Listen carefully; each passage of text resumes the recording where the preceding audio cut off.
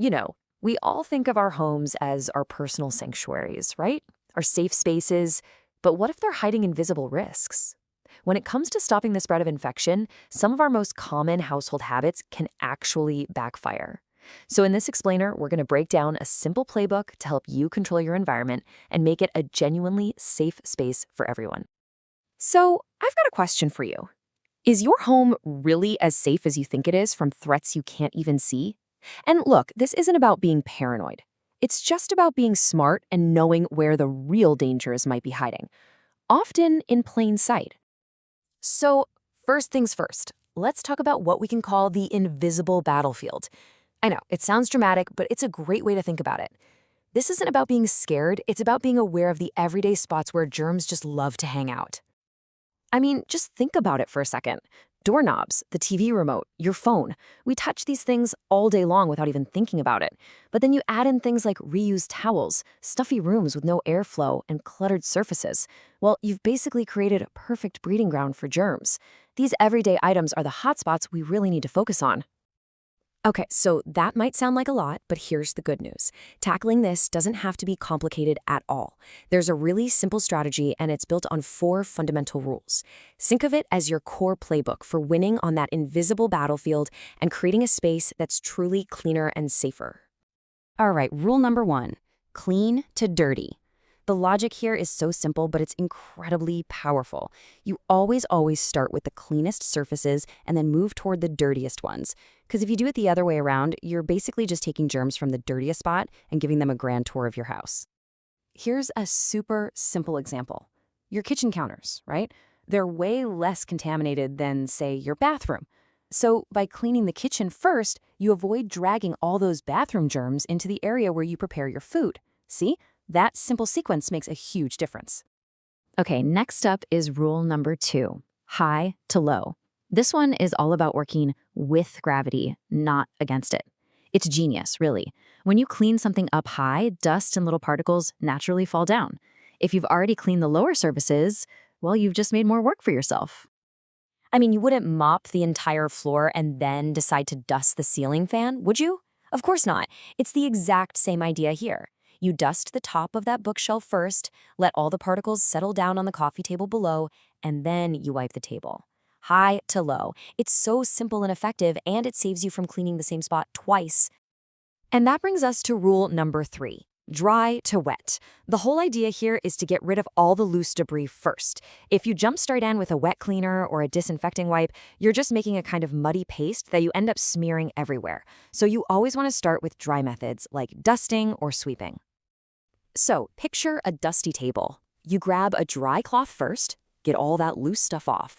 Then you hit it with the disinfectant spray.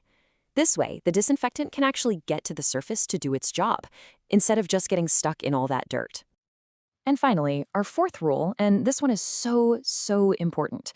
Use dedicated equipment. This is absolutely critical for stopping what's called cross-contamination. Think about it. You wouldn't share a toothbrush with someone, so why on earth would you use the same cleaning cloth for the bathroom toilet and the kitchen counter? Each area needs its own set of tools. Now, the easiest way to do this in real life is to use color-coded cloths, like, say, blue is always for the bathroom and green is always for the kitchen. Or you could make it even simpler and just use disposable wipes for those high-germ areas. The main thing is that you're creating a barrier, stopping those germs from traveling from one part of your house to another. Okay, so we've got our 4 rules. Awesome. But how do you actually put them into practice in a way that makes sense and becomes a habit? Well, that's where the 3-phase action plan comes in. It turns these rules into a simple, repeatable routine for pretty much any cleaning task. It all starts before you even begin cleaning. You prepare your space, you clear the clutter, you get your supplies ready to go.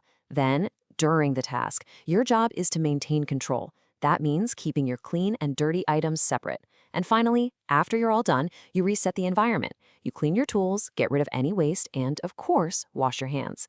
Before, during, and after. It's a complete cycle of safety. But let's be real for a second. We all know that our homes are not sterile labs, right? They're lived-in spaces. Sometimes they're messy, sometimes they're cluttered, or maybe we just don't have the perfect supplies on hand. So what do you do when the environment isn't ideal? Simple.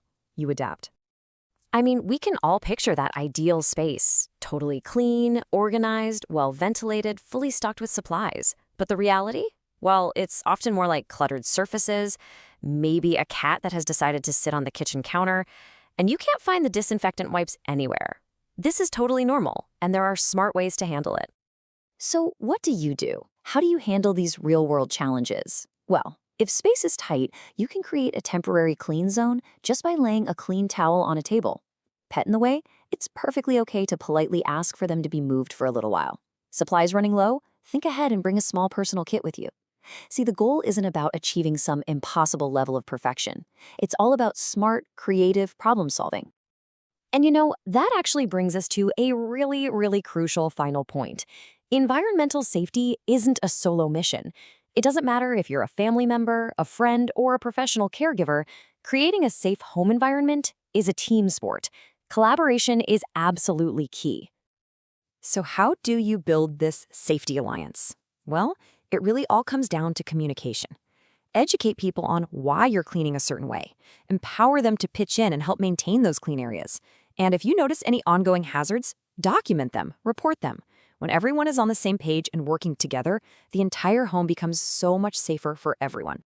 Because at the end of the day, this is about so much more than just being neat and tidy.